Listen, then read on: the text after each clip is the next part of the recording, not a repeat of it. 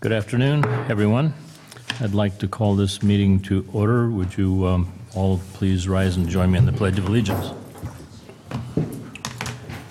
I pledge allegiance to the flag of the United States of America and to the republic for which it stands, one nation, under God, indivisible, with liberty and justice for all.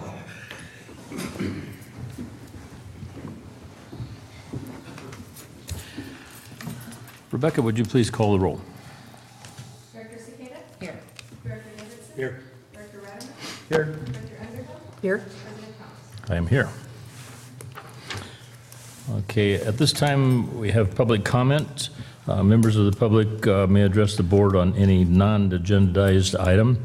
The public is encouraged to work through staff to place items on the agenda for future board consideration. No action can be taken on matters not listed on the agenda. Comments are limited to 3 minutes per person. Is there anyone who wishes to address the board today? Please come forward and give us your name. Good afternoon. My name's Louis Briquetto. I'm from Stanislaus County, a farmer. And I talked to Peter before, and I have a mutual water company, and I wanted to maybe set up a water committee meeting and talk about possibilities of buying surface water for in lieu recharge on my crops in Stanislaus County. And one ranch, I already have a conveyance system that's there through Stockton East, and the other one, I would have to probably spend about $1.5 million to $2 million to install one. So anyway, I just wanted to talk to you guys and see if there's any possibilities, and nothing ventured, nothing gained. So thank you for the time.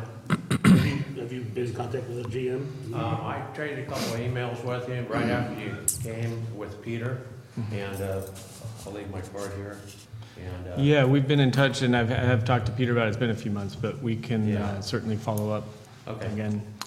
Very good. Mr. Briquetto, it's good to see you again. I used to be on the Stanislaus County Planning Commission. Oh, okay. You were often in front of that committee, and good to see you again. Oh, yeah, maybe my brother, but yeah. No. But both of us have been off and on, yeah. What was his name? John? John? Which one had the landing strip? Oh, that was my half-brother, David. David, okay. All Yeah, right. yeah. All right, well, I remember the name, Yeah, that was a long time ago. got the first names wrong, apologize. Yeah, so I'm farming out in that area. Okay, Well, thank you for your time. Thank you. anyone else wish to address the board? Okay, next item is item number 3, consent agenda. The following items are expected to be routine and non-controversial. Items will be acted upon by the board at one time without discussion. Any board member, however, may request that any item be removed for later discussion. Move for acceptance. Second? Okay, we have a motion and a second. Would you please poll the board on this item? Director Cicada? Yes. Director Davidson? Yes. Director Radimer? Yes. Director Underhill? Yes. President Thomas? Yes. Okay, moving on to item number 4, new business. We have 4A. This is consideration of renewal of contract with Federal Advocacy Services with Mia O'Connell of the O'Connell and Dempsey LLC for the fiscal year 2019-20. Michael? So this is a contract for an additional year with our federal lobbyist, who all of you are familiar with, I believe. There was a requested increase of the fixed retainer amount from $4,000 a month to $5,000 a month. From staff's perspective, we find a lot of value in the service that Mia provides and the access that she provides. So we would support the increase, and we have incorporated that in the proposed budget that's before you today. But that's absolutely the board's discretion. We can go either way on that, and we could adjust the budget accordingly, depending on the board's direction. I'll move for acceptance. Second? Okay. A question on in your last paragraph of, or whose write-up is this? sorry, what's that? From you, in your last paragraph, it indicated it was moved, and I'm in support of this as well. Obviously, this is something I would certainly support, but in 2015, it was reduced to $4,000 Yeah. from what? Yeah. Had it been From 5,000 before that? 5,000. It had been 5,000 Okay. before, is my All right. understanding. That's all I got. Okay, we have a motion and a second. I'd like to see if there's any public comment on this item. Seeing none. I have a You have comment. any other comments? Okay. Yeah, okay. Mia has been with us, it seems like forever, and there's no doubt in my mind that she certainly knows her business. She is on top of it, and, you know, in constant communication with us, I know that for a fact, that she's always abreast of what's going on. She anticipates the moves in Congress and where we have to position CCWD, and so she's right there.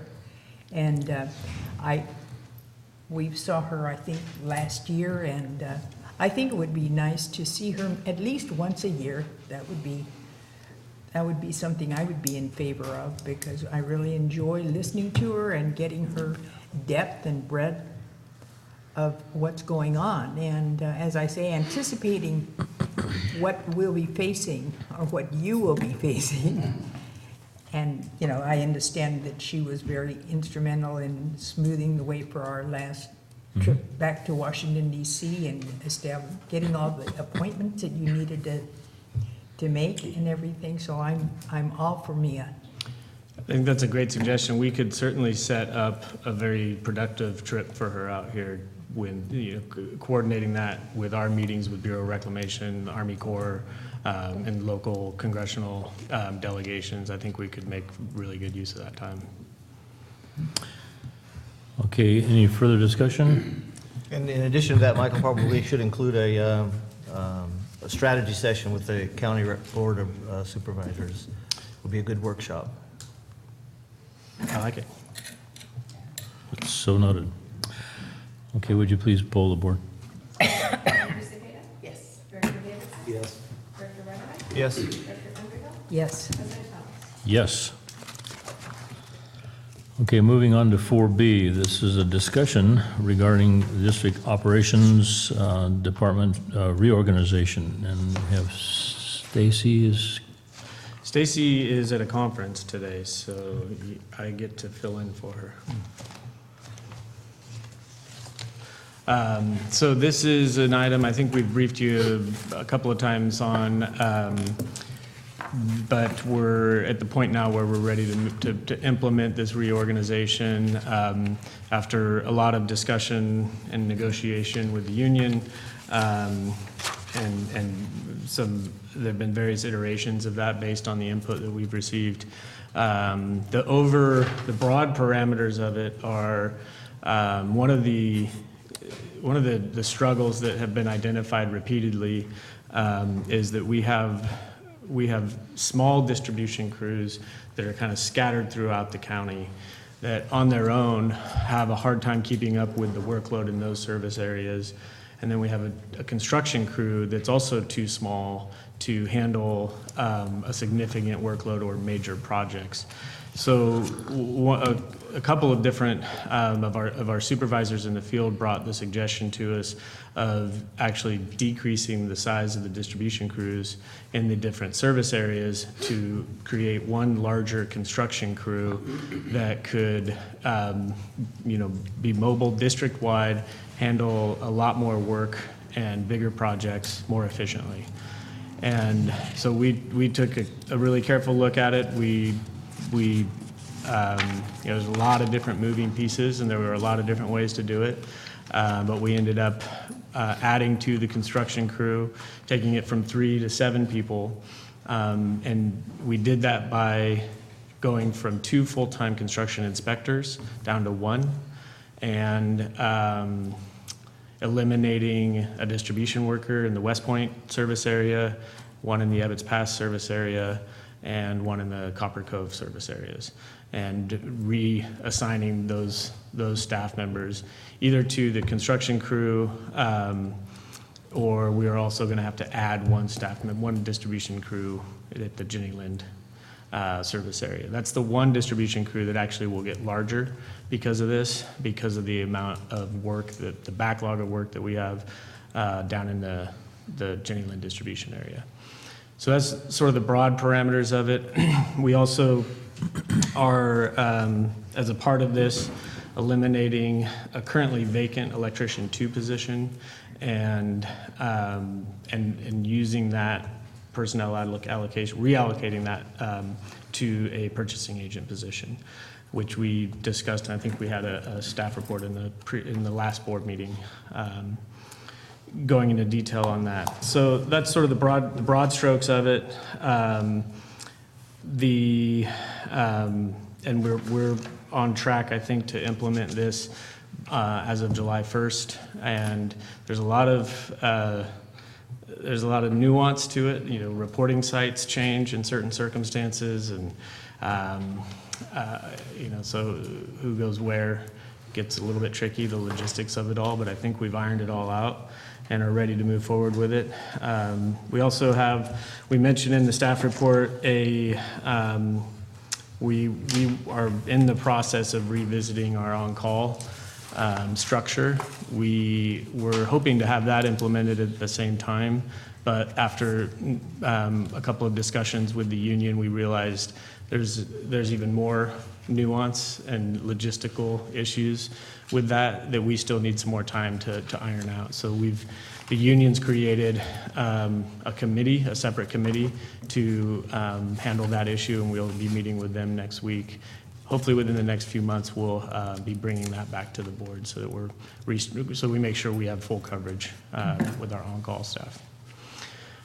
So that's, I think, the gist of it, but feel free to Go ahead, Sydney. ask questions. Is the construction staff and distribution staff the same certifications? In a lot of cases, they are. Depends on the level.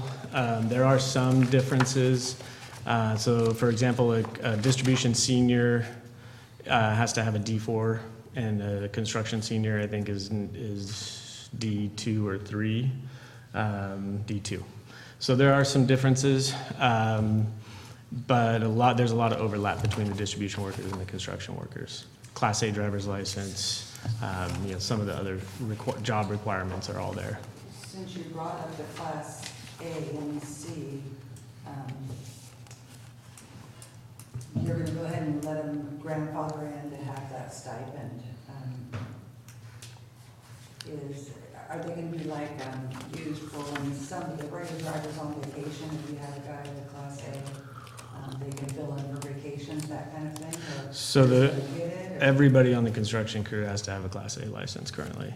And that's pretty, in talking to our construction senior, it's pretty critical. It takes a body away from him that can't utilize a lot of their equipment if that crew doesn't have Class A licenses. It's a little bit less critical when you talk about the individual distribution crews. Really the big piece of equipment they need the Class A for is the VACON, and not all of them operate that. So they can usually get by, but the current requirement is that they all have it. When they do their testing at DMV for their Class A and whatnot, does CCWD reimburse them for those costs, or is that kind of? I believe so, 2% and we cover the cost, and we have a stipend as well to cover that, because there are some ongoing costs as well. Has there been a staff meeting where this has been reviewed, and how is staff receiving this overall? There's been a lot of discussion, multiple meetings with union leadership, and then one meeting in here with the entire union membership, where Damon and I thought we were going to be here for 20 minutes, and we were here for over an hour. Only an hour? Yeah, could have gone longer. But it was a really productive discussion. There were some issues that were raised, And I feel like by having those discussions, we were able to, I mean, I can't sit here and tell you that everyone's 100% thrilled, but I think overall, there's been a lot of support for it. And the issue where there have been frustrations that have been raised, we've either tried to address them or at least been very transparent in terms of what our rationale is for the moves that we're making. So it's a situation where you can't possibly make everybody 100% happy, but taking the viewpoint of what is the most efficient way for the district to go about its business, and also supporting our employees as much as possible. I think we had a lot of discussion about it, and I think we arrived at what at this point is the best option. And the union reps, representatives from the union, any pushback or formal pushback? No. Okay. Bertha? Will this reorganization impact the special project that you had our people working on the Saturdays? Remember, we had the... Yeah, so that actually work is scheduled order. to come to an end independent of this. Oh, okay. That was a limited budget allocation for the weekend work effort. I don't have the numbers on me, but they made a lot of progress and got a lot of work done. It was very effective, I think. But because of this reorganization and because of the fact that we're actually bolstering the distribution crew in Jenny Lind, we felt like we didn't need to extend that weekend work effort. So this will, So that's anticipate not the backlog. included. In fact, we actually, in looking at this, we actually reduced the overtime budget a little bit because we hope that we can mitigate some of that. Any other questions? I have one question about the electrician. Are we squared away with all the generators and all the anticipation of that we're gonna be staffed if we have to make any modifications or improvements? Yeah, that's a huge effort right now for the PSPS. And Damon's been putting a tremendous amount of work into it. We're gonna get some additional trailer mounted generators.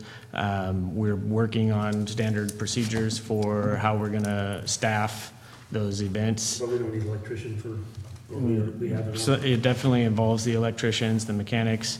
In some cases, so for example, we had a failure of a generator. Our backup generator for the intake pumps at Copper at Tulloch failed when the plane crashed into the power lines last weekend. Not only did the power go out, but the backup generator failed. And so we had to get a trailer mounted generator. In that case, it's one of our larger generators, so it's an 18-wheeler that had to bring that backup generator up. Our electricians were involved in that, although the company we rented that generator from handled the wiring in that case. But yeah, our electricians are gonna have to be directly involved in Just that. asking, we're eliminating electrician position, so. Yeah, and it's a tough one because it's not because our electricians don't have a lot of work. But we currently have our electrician supervisor just left. So we're working on, and then we promoted from within to fill that position. So we are currently hiring a new electrician. It's just that the fifth electrician that was currently vacant, we won't be hiring to fill that spot. So we felt comfortable that between the electricians and the mechanics that we would have enough to safely handle their workload. And that's obviously one of the biggest concerns in any position, but in electricians in particular, we don't want them doing anything without the proper staffing and equipment.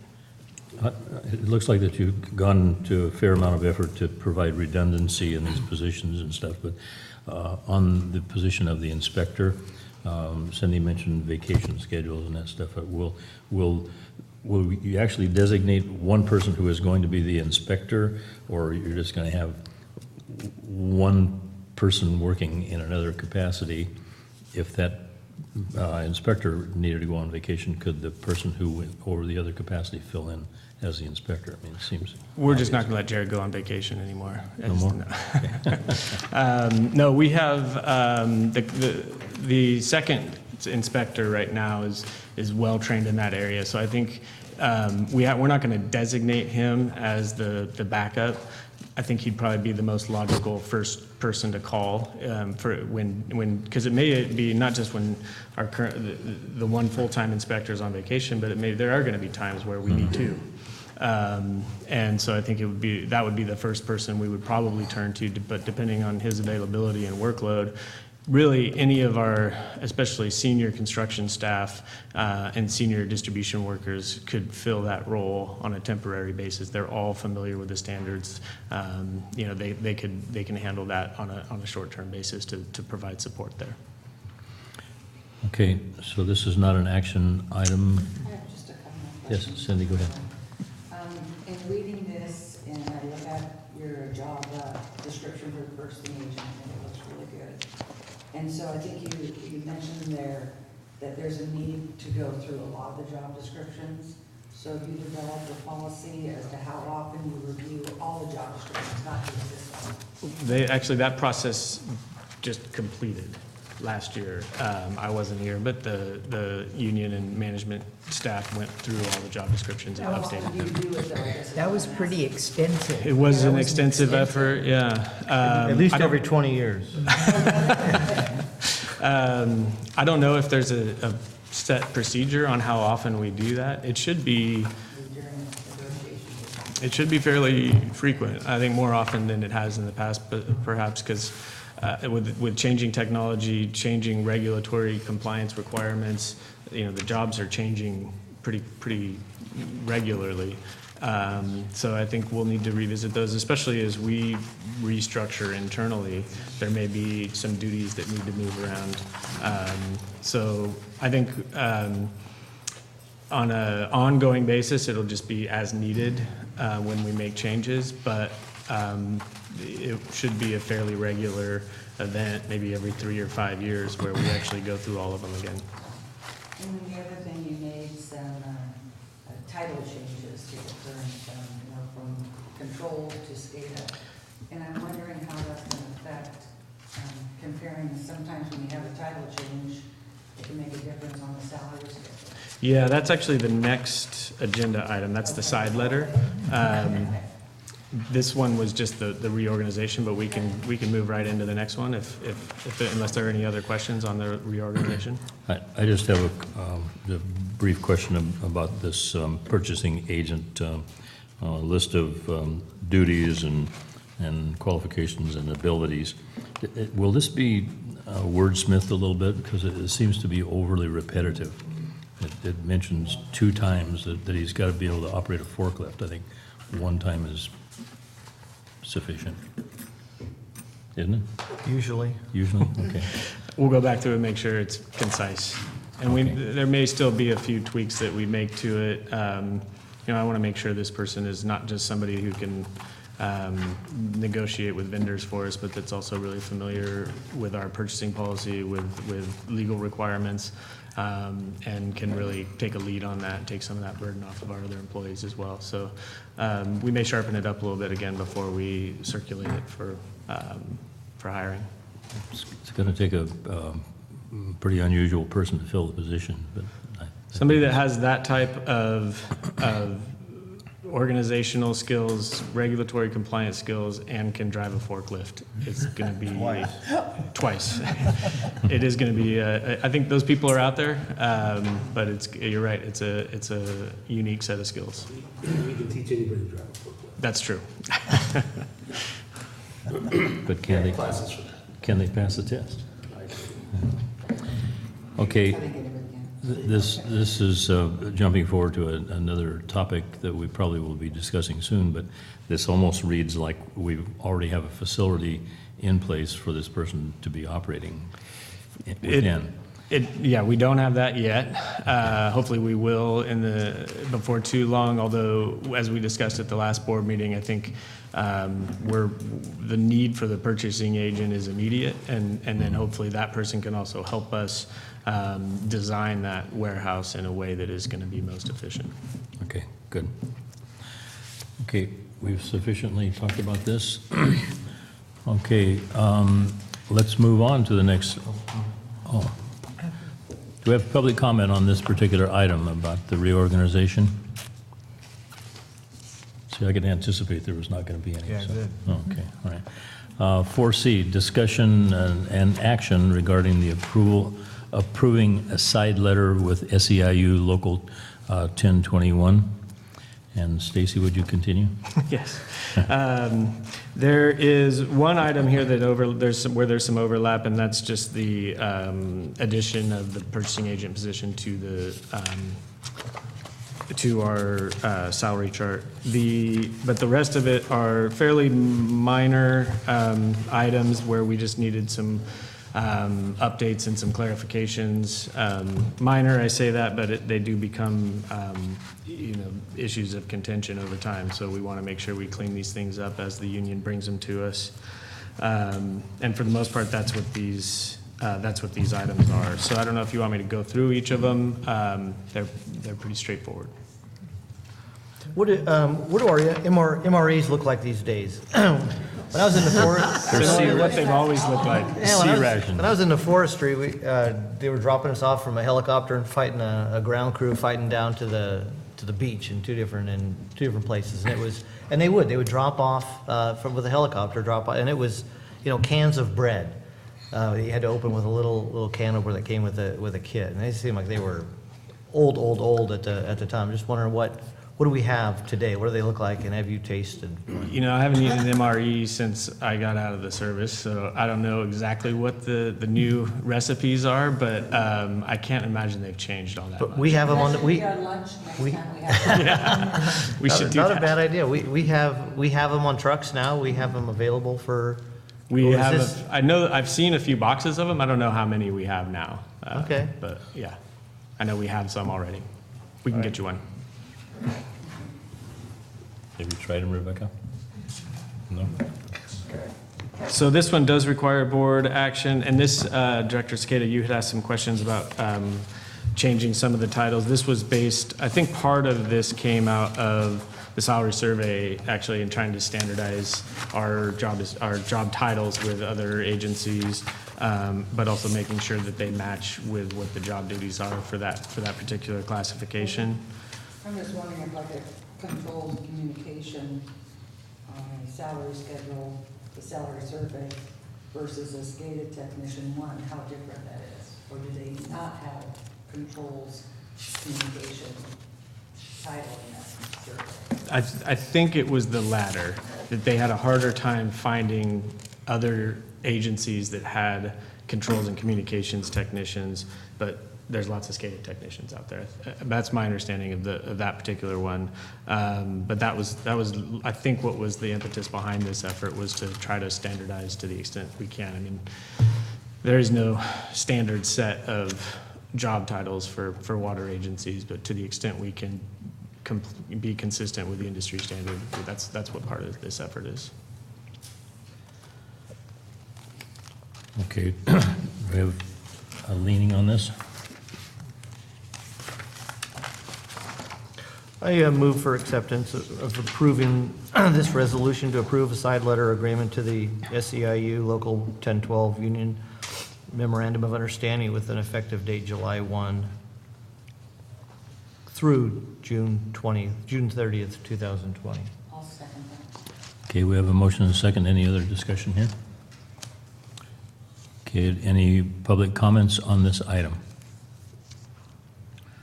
Okay, hearing none. Would you please poll the board? Director Cicada? Yes. Director Davidson? Yes. Director Radaman? Yes. Director Underhill? Yes. Okay, moving on to our public hearing, item number 5A. This is discussion and action regarding the adoption of the fiscal year 2019-20 operating and capital improvement plan budget. Mr. Meyer, welcome. I do believe at this point, if it's a public hearing, you need to open the public hearing. Okay, we will open the public hearing on this item.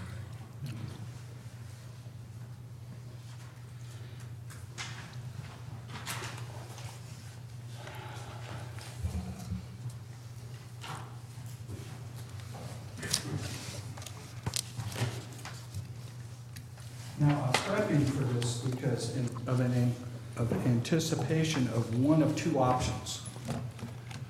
Before you today are two resolutions that you're going to need to pass. One is the adoption of the fiscal year 1920 operating CIP budget. The other is adoption of the fiscal year 1920 personnel allocation. This particular budget has gone through numerous reviews by the Finance Committee, by the board, and 4 members of the 5 board members here attended the board workshop. So I have 2 alternatives.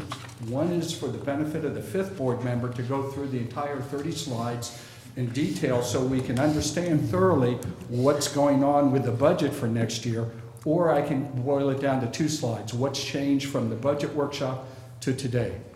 I will take direction from your board. I think we ought to go through all of them. No. What do you think, Jeff? No. No? I vote for 2 slides. 2 slides it is. Okay. It's only $20 million. It's not like we need a lot of detail. This is true. And it's very similar to the budget I presented, as like I said, at the workshop in the prior meeting back in May. And that board member who missed that meeting would be very happy to meet with you for that period of time it would take to go through the remainder of the slides, I'm sure. You know, I think we spent 2 hours plus last time. Yeah, that's fair. Certainly. Okay. Again, I boil it down to 2 slides. And the first slide is what's changed. And this is important because there's been a number of changes. And I want to go back to a key point here. Remember that when we allocate our budget, we have the water fund and sewer fund, and they both have to be balanced. When we look at identifying costs in the utilities department, 64% of their costs go to water, 36 go to sewer. So when we're looking at salaries and benefits, we use that calculation. The rest of us at 7327, unless the items are specifically coded for Fund 300 water, Fund 500 sewer. So as we go through this process, some changes were made because we shifted people out of 2 departments, admin services, my department, the facilities maintenance worker, and the inspector over into utilities. So the allocation of their salaries have changed. It's not as if the bottom line changed, it's how we allocate funds.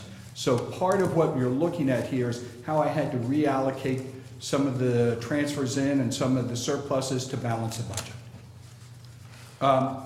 First thing we did, Michael just went over it. We had personnel changes in utilities. We deleted an electrician, added a purchasing agent.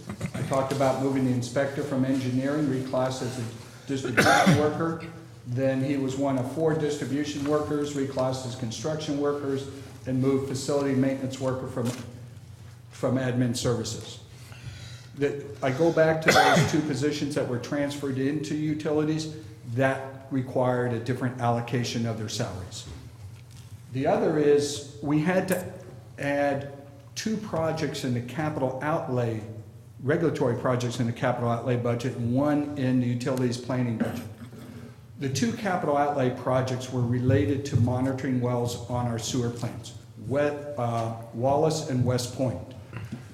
We've been working with the regional board for them to approve our plan to, actually these are replacement wells. You need 3 monitoring wells around sewer plants to be able to monitor the groundwater. The one in Wallace it's an upgraded well that needed to be relocated. The one in one of the wells in West Point has gone dry, so we needed to drill a new well. We had this in our 18-19 budget. Problem is the delays in getting regional board to approve the plan pushes it off into next fiscal year. So that's why we had to add these 2 particular projects. The other project in the planning department is for the Arnold sewer treatment plant. It's going to evaluate the winter disposal capacity of the sewer treatment plant, and we had to add $39,300 for that. And this is something that again, it's regulatory, something we need to do. It's for our permitting process. So in looking at this, we had to add a little over $80,000 for those 2 capital outlay projects, the monitoring well projects. But we were able to reduce the CMMS software purchase down by $77,000. $73,000, based on the exhaustive interview process and presentation process staff led by Damon and Jesse went through to determine the best fit. Originally, we had $150,000 in there, and Director Cicada, you talked about this, is this the final cost? And we said, no, we're coming back. Well, now we're coming back with that. We do have a proposal in hand. It is going to cost us an $30,000 a year for maintenance after that, but this is the best product according to not only utilities, but all the individuals that were part of that evaluation team. So we were able to reduce that particular project from 150 down to 77,000, saving us 73,000, which went towards funding these two projects. The only other item that was in there is what you just approved, adding $12,000 in the GMs for O'Connell and Dempsey contract. So those are the major changes within the budget. The key here then is how do I balance the water fund and the sewer fund? The challenge was the sewer fund because all three of those projects were sewer related and how we balanced that out. So if you remember from the board workshop, we had a surplus in the sewer fund that we were going to use to help pay down the sewer loan to the water loan to the fund. And we're going to use, pay down an additional $135,000 on the principal. That's the amount of money, that sewer loan is part of the catch-up of all the surpluses, or not surpluses, but the subsidies that the water fund was giving the sewer fund while we were catching up on our rates. I think you remember back on the last couple audits, the sewer fund was deficit. Your board passed an agreement for a loan, and we're sticking to that loan. We had just hoped to put down another principal payment, additional principal payment in next year's budget. That principal payment, due to the balancing act, has been dropped from $135,000 down to $18,692. We're still meeting all our obligations. We're still going to pay down a little bit more, but not as much as we were previously. And that is basically the changes in the budget for the operating budget, salaries and benefits and everything else.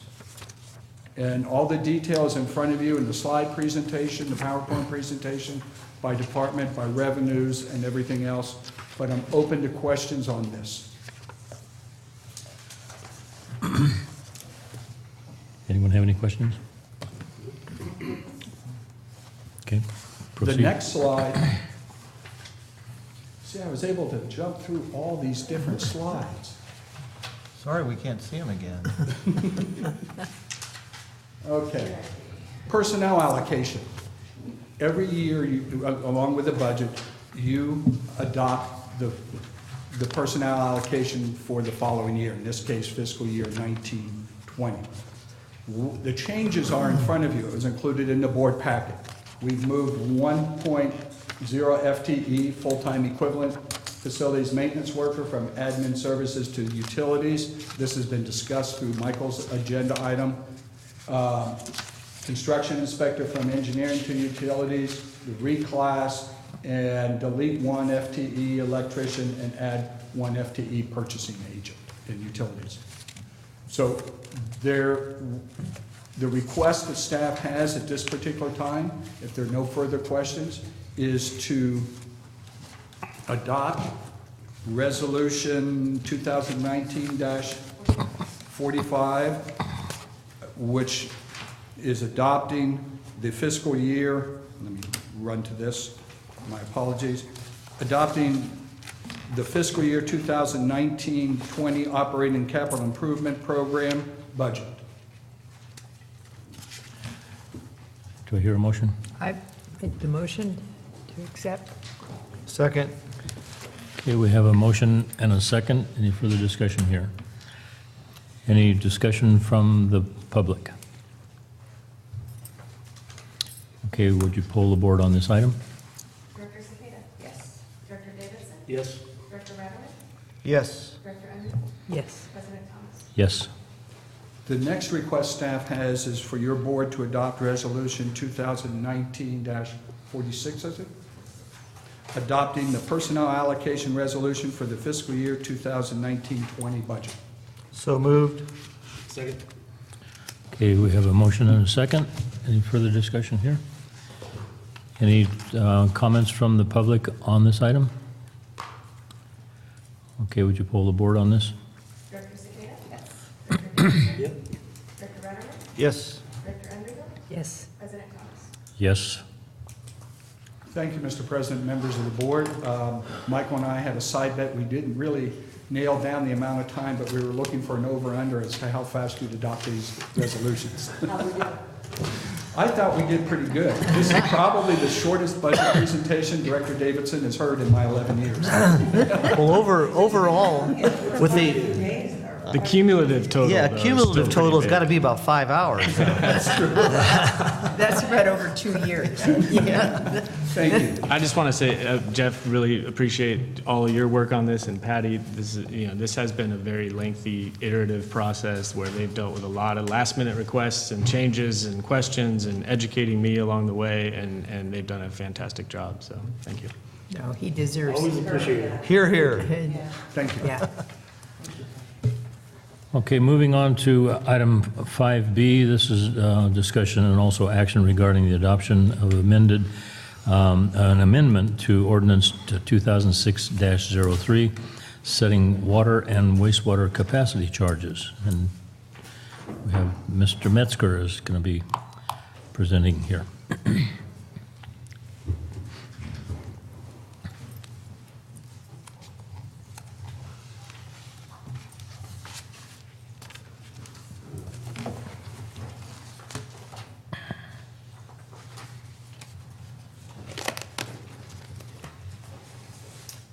Good afternoon, Mr. President, members of the board.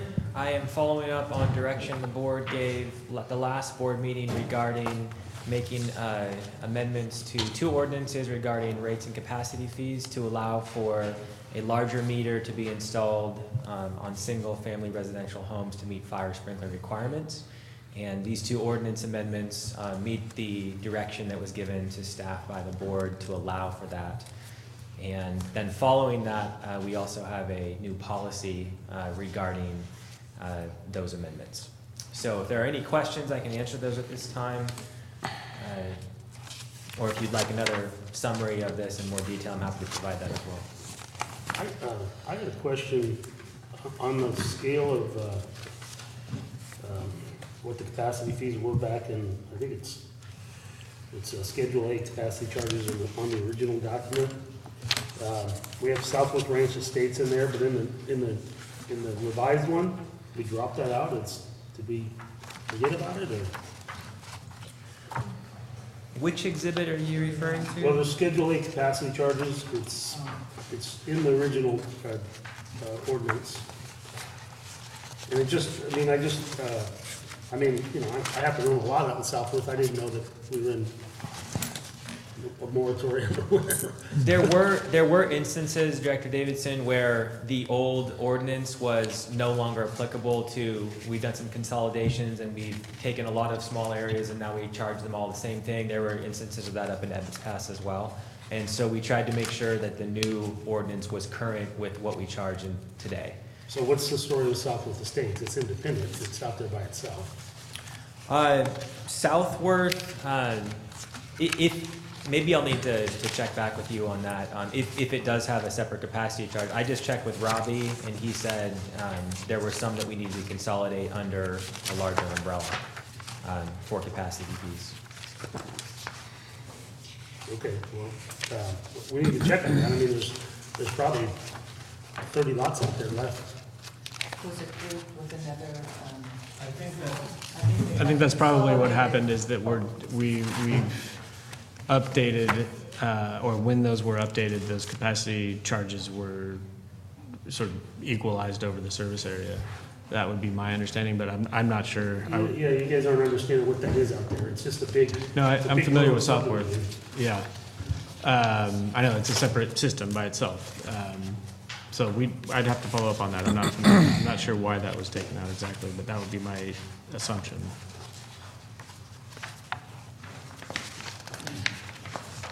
Also, the other thing, just the whole inside assessment district 604 and outside the assessment district 604, now that's only the case if they've paid their assessment. I mean, hope we all understand that. If they have not, there's a lot of pieces of property in 8604 that never did buy any sewer capacity. They never paid for any, or they bought one. And then maybe if they're doing a development or something, they have to pay the full boat. Right. So I think we're clear on that. So I mean, we might even want to change that inside assessment district to participating in the assessment. Right, yeah, clarifying that and we are, in the budget that was just approved, we have, we will be updating the capacity fees, the connection fees for, most of our, Copper and Jenny Lind. Well, Lock and Tenant, particularly, Lock and Lock Tenant and is what they're gonna be. Yeah, all of those are gonna be updated within the next year. Okay, those are my only questions, but I am curious as to what the story is with South Vista Estates. I'll circle back on that, make sure we have that correct.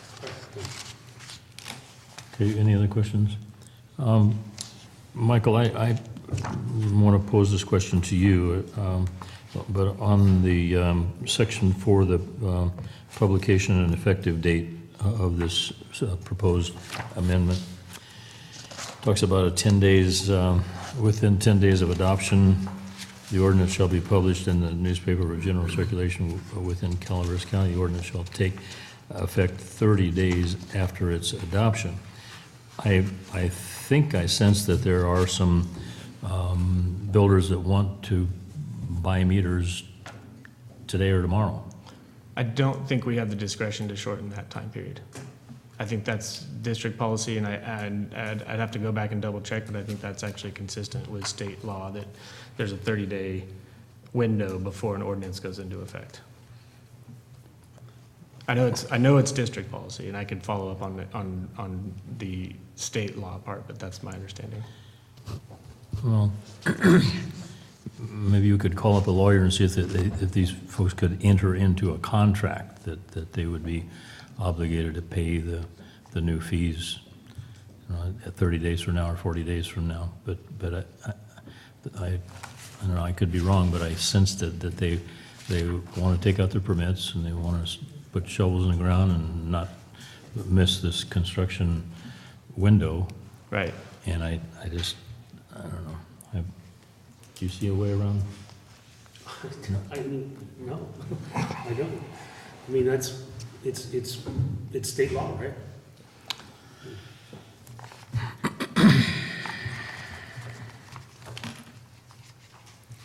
It's just, And it may or may not be it may or may not affect builders. Maybe we might have a that's why we're here. public comment, but I mean, the 30 days is what you're talking about, right? Then waiving the 30 days in this particular incident. Well, but if once we it's could. passed, at least they'll know that they can design their systems and they can get their permits, because currently they probably, unless they've been designing with a 1-inch meter, they have to go in, because they have to have a permit before you get water anyway. So, and that's an important point, is there haven't actually been any occupancy permits denied in the county with a 5/8" meter, even with new fire sprinkler systems. So to our knowledge, none of those 5/8" meters have failed to pass the permit requirements for occupancy. This is essentially a safeguard so that we ensure that the larger meters are available, so that won't happen. And we Okay, also well- understand how that happened in a public comment from our last meeting as to how Right. that was going on and why. And so, and with that, I said, I don't think Okay, it well- would affect. Maybe Director Radaman is right that we'll hear some comments under public comment on this, so I'm just concerned about it. It's only money. Okay, have you heard enough on this to, okay? Are we looking for action? Yes, we are. I'll make a motion to adopt ordinance, what is that number, 2019? I'll second that.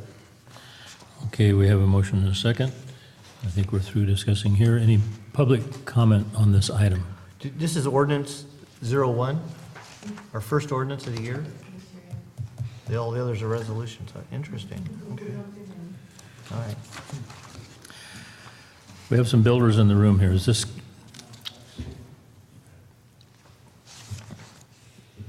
Public comment? Yeah.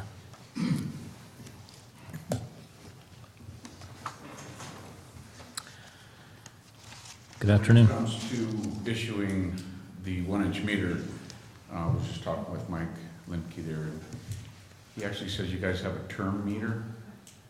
So in the interim of construction, we can rent a term meter. Do you have anything like that, Mike? A construction meter? Yeah. Yeah, we do. We actually just pulled that policy today to double check that, but we do have a construction meter that you don't need a building permit to get. Okay, excellent. So possibly I can get a copy of that or get with you later. So we can- Absolutely. I'm due for 6 of them right away, so it'd be nice to have. So the question is this 30 days, it's going to go into effect 30 days from today, and not absolutely when we vote. There's a 30-day waiting period that this policy will go into effect. Will that affect your time period for anything on the construction, groundbreaking? No, if we get a term meter so we can heat up the house and, check for leaks and check the fire suppression system in the meantime, and then they can come out and re-roll a permanent meter in, that would be fine for us. Okay, Yeah. all right, thank you.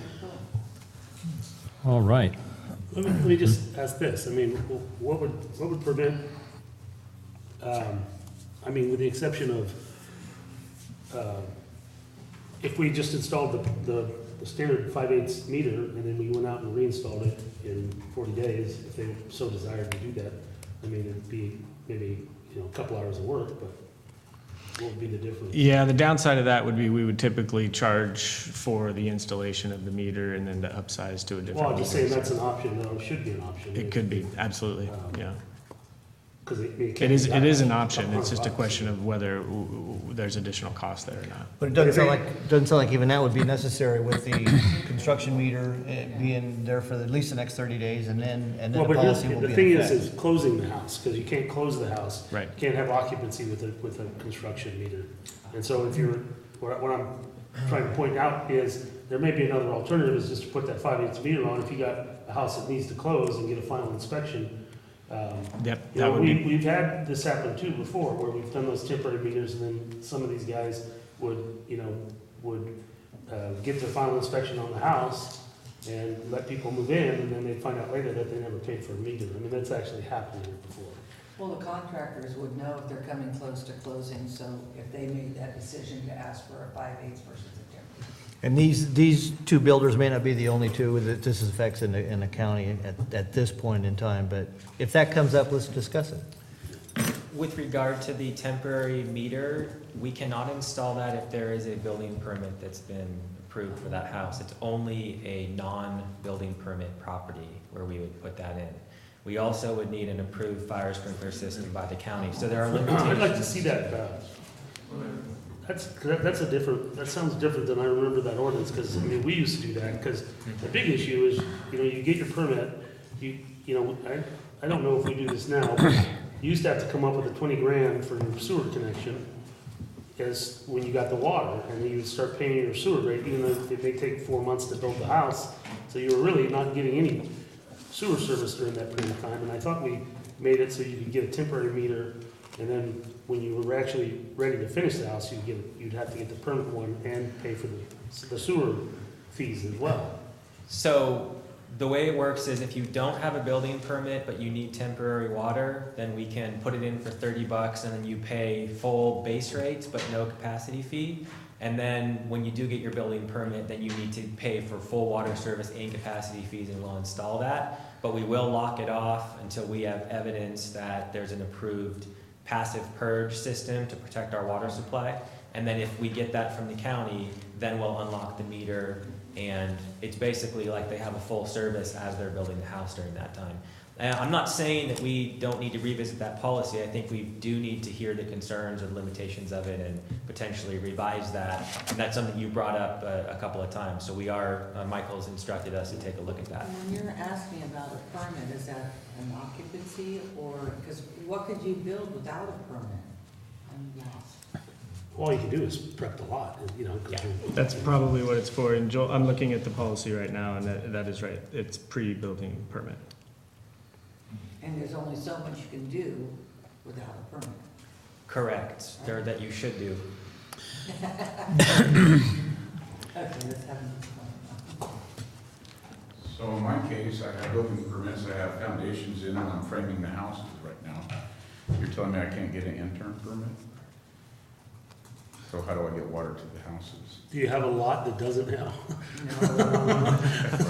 Yeah, I do have a few, but I mean, it's just- I thought there was an interim meter that you could possibly use until the permit went into place. No, the policy doesn't allow for that. What would Which be- I suppose, for the most part, makes sense, because that's not really what this policy was designed for this circumstance. Because once the ordinance goes into effect, there wouldn't be a need for it. But we, yeah, we should, Mike, could they buy the 5/8 and then upgrade to an inch when it's done? And just Well, pay the that was my difference? suggestion, because, I mean, it would be, you know, they're gonna have to pay our guys to go out and reinstall it, and that's gonna be probably $300 or so, but right. it might be the solution to your Right. problem, you know. Well, Particularly if you have ones, you know, that you wanna get closed, and I'll look at my timing. Hopefully, 30 days will be fine at this point. We do have a hydrant meter out there that we've been using for dust control and a few other things, wetting down lots before we pour the concrete, so if we have to, I guess we could run a jumper to it as well. If we actually need to test a house or something at that point, so we'll see what we can do. And we'll put some more thought into this. If you are in a situation where it's really gonna be an additional cost for you, then let's talk and see what we can. Right now, I have 45 more houses to do, so if you guys could look at it, it'd be nice if you could That would be maybe nice. look at some type of interim construction meter for housing. Would be great. Well, then, once this policy goes into effect, though, you'd be able to get the meter. Right away. Right away, so hopefully we wouldn't need that. Thank you, Michael. Do we vote on these separately, or do we discuss the second one? I think we need to do them separately. Yeah. Okay. They're separate resolutions. We have a motion? I think we have a motion in a second. Motion and a second. Okay, and we had public comment. Any further public comment? Any further comments from the board? Okay. I have one more comment. Rebecca did look, and Southworth may be its own, so if the board would just include that we would update Southworth onto the table, that would be appropriate, so we can make sure it's correct. amend the motion, you made it. Oh, and I'm amending it to what? To include Southworth. To include Southwood. Yeah. Right, just it's. Good catch. I'll second that amendment. We have to vote on the amendment first? All those in favor? On the amendment? Yeah, Huh? you have to vote on the amendment. Oh, okay, all right. We have We a hadn't motion and voted a on the second. motion yet, so she can amend without a No, vote, oh, I think. we had- Oh, we didn't, yeah, so I meant All right. to include Southworth Ranch. Okay, I'll second your amended motion. Okay, so as amended, no further discussion, public or otherwise. Okay, would you please poll the board on the amended motion? 0-1. Director Cepeda? Yes. Director Davidson? Yes. Director Ratterman? Yes. Director Underhill? Yes. President Thomas? Yes. And then we have one more motion for the board's consideration for the second ordinance. This is the discussion action regarding the adoption of the amendment to the ordinance 2018-01, modifying the rates for water and wastewater services. So moved. You want to take it? I'll second that Bertha's motion. Thank you. Okay, we have a motion and a second. Any discussion among the board? Sorry, did you just read off the ordinance adopting the rates? Didn't we just do that one? Modifying the rates. Modifying the rates for the water, wastewater services, yeah. We started with capacity fees and now we're doing. Got it. Sorry. Following along. Okay, do we have any public comment on this portion? Okay, if not, would you please poll the board? Director Cepeda? Yes. Director Davidson? Yes. Director Ratterman? Yes. Director Underhill? Yes. President Thomas? Yes. Thank you. Thank you. So Can't get rid of him. Can't- 5C, he's doing 5C. 5C. He ain't leaving. He's not leaving. I couldn't get rid of him. You're not done yet. Okay. He's on it somewhere. On item 5C, we have discussion and action regarding the adoption of district policy number 26, water use audits. And Joel, would you please explain this to us? Yes, so this is a tool that staff is putting forth in order to keep an eye on these unusual meters. Normally, these homes would have 5/8" meter, but because of what we just discussed, there's gonna be 1" meters installed. And in order to make sure that we don't have excessive usage on these exceptions to the rule, this gives staff the ability to audit them and compare them to other usage of 5/8" meters in the service area. And we've chosen, in coordination with the engineering department, the 95th percentile as our unit of measurement. Just to give the board an idea of how generous that is, the average use for a single-family residential home is about 1,200 cubic feet over a 2-month period, which is about 9,000 gallons of water. And that's a countywide average, a little bit more down in the West County, a little bit less up in the high country.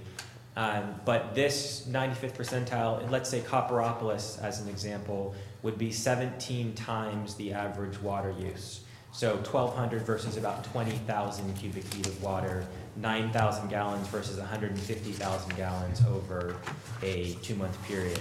So just in case there's concern that this is not generous, or maybe people may be flagged for audits on a regular basis, it would be an extreme case of water usage if anyone were to exceed the 95th percentile. And the reason we feel this is important is we are extending a benefit of the larger meter to these folks. They normally would have to pay a lot more on the bi-monthly base rates, and they'd have to pay more in the capacity fees. And we want to make sure that these 1" meters are truly used only in an emergency when a fire sprinkler is being activated, not on a day-to-day basis, month-to-month basis.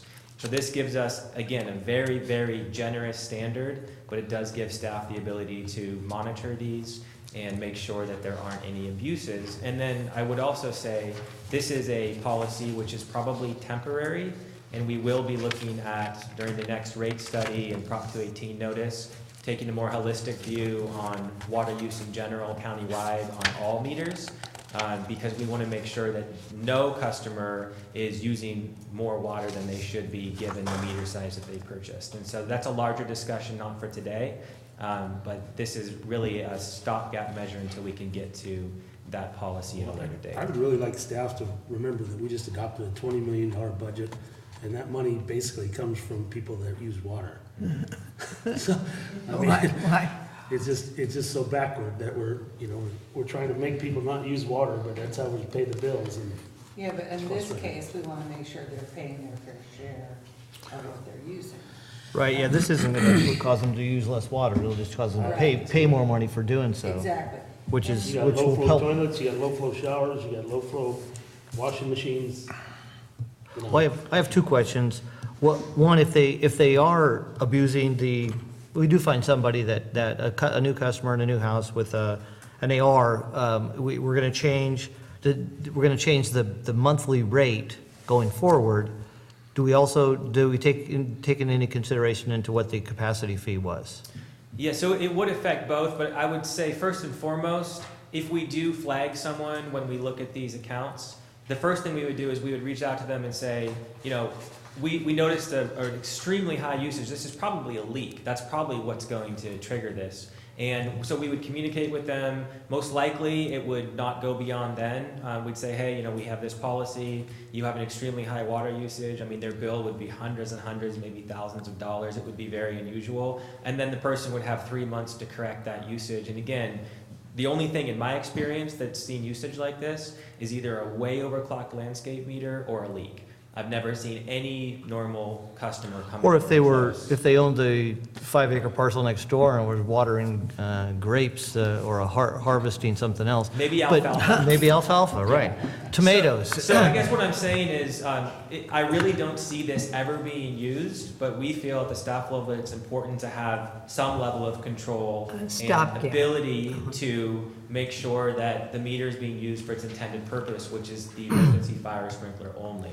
I also recommend that when we have this customer is signed up, that we prepare a letter ahead of time, letting them know what they have, and that this is a possibility that a water audit will be coming forward, and that you have a 1-inch meter for this particular reason, and our expectations are this, and if those expectations aren't met, then this will happen. You know, So Joel, it's not a surprise. No one likes surprises. We're not going to take them by surprise. No, Yeah. no. if you issue a permit, I would imagine when that meter is issued, and you could perhaps have an initial somewhere saying that they understand the policy and the ramifications if they go over water use. Sure, I mean, we can talk about making sure that they know, maybe even getting something in writing so there's no confusion. I also know that the builders are concerned about, maybe they buy the water meter and then someone buys the home for them, making sure that there's no lapse in information between them and the person who purchased it. So I would make the commitment to be very transparent. This is all over our website. We would send a letter to anyone who would be affected by this. And then keep in mind, the number of homes that are impacted by this is very small right now, and it's going to grow as we have new development, but this is only impacting homes that have the 1-inch meter when they normally would have the 5/8, and that's new single-family construction. So it will grow over time, but we're only talking about a small number in the first year.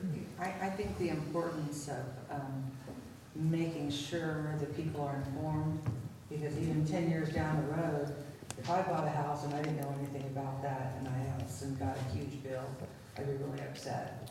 So somehow when it transfers ownership, that's how we document what the new letter is sent, something along those lines, just to make sure, because not everybody who buys in this district is gonna read the ordinance unless they're building.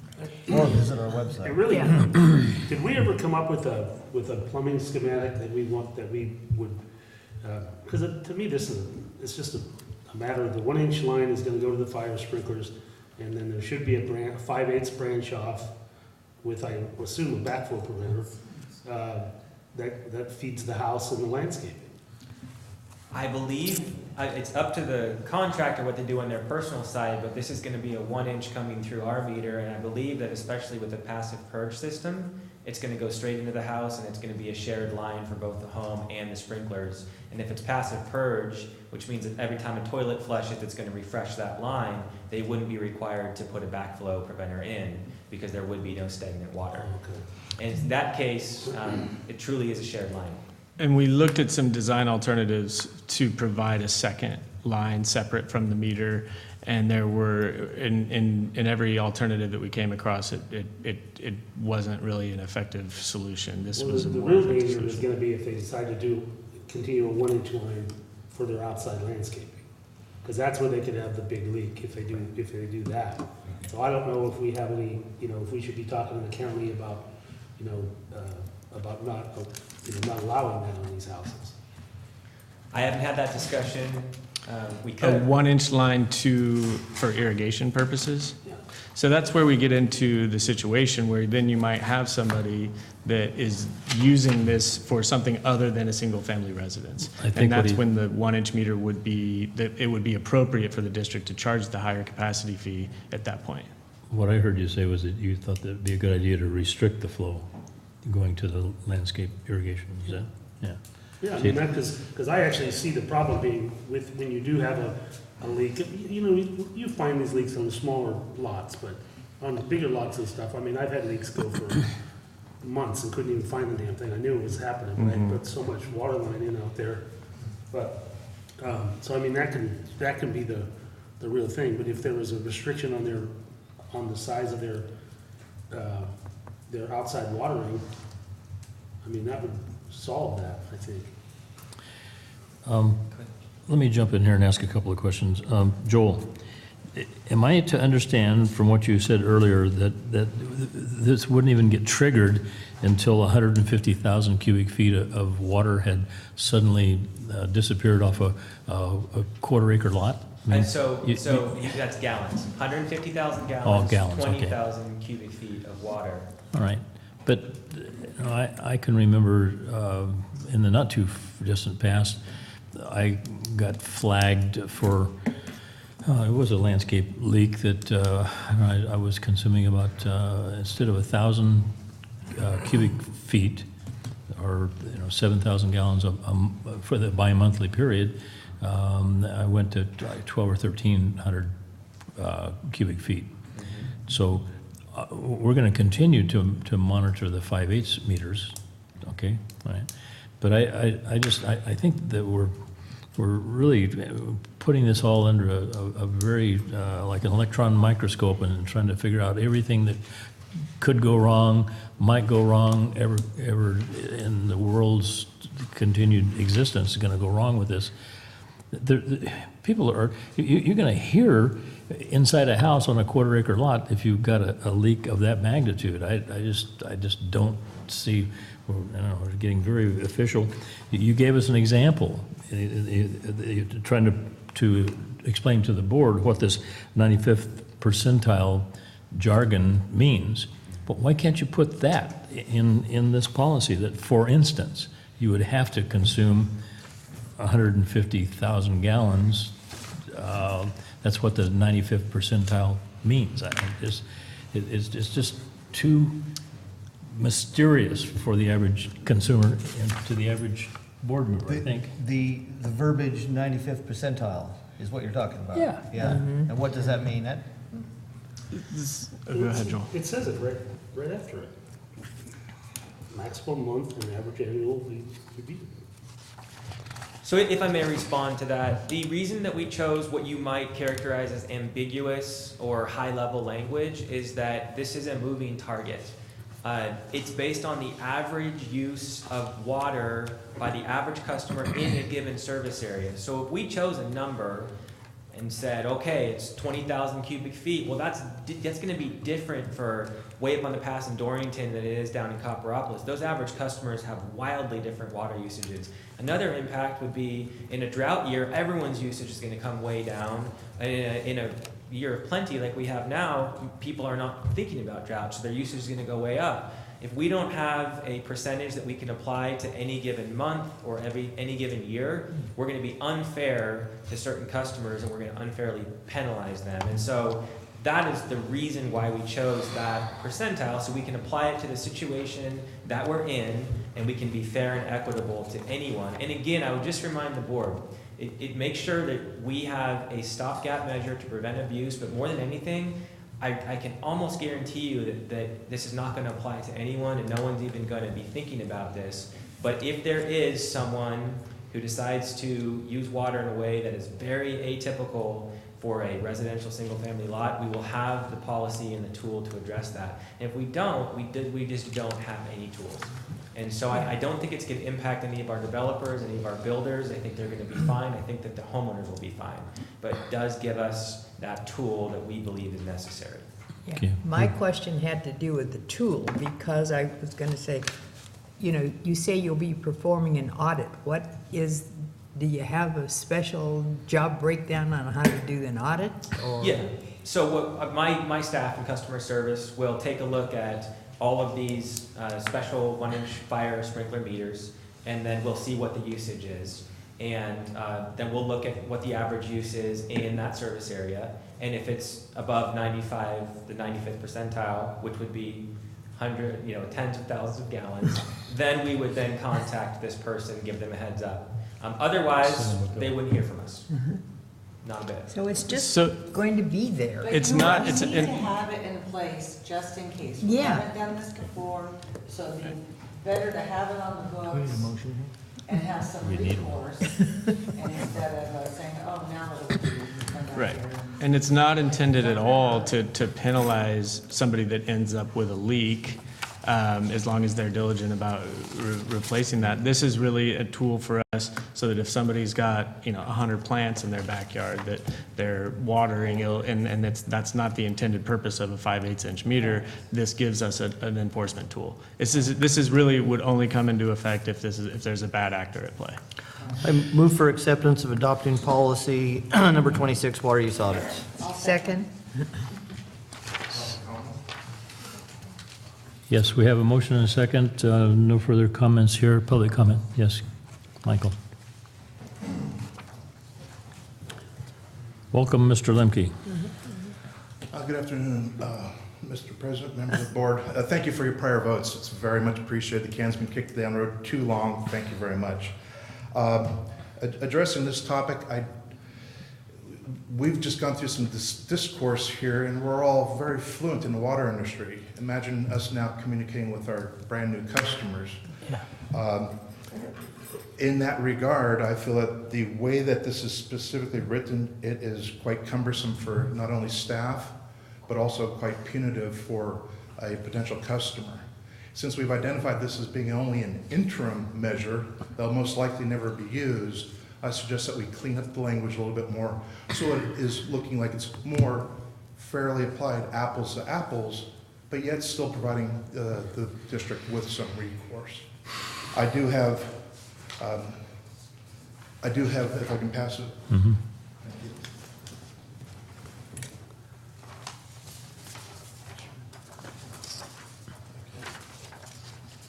This is recommended verbiage.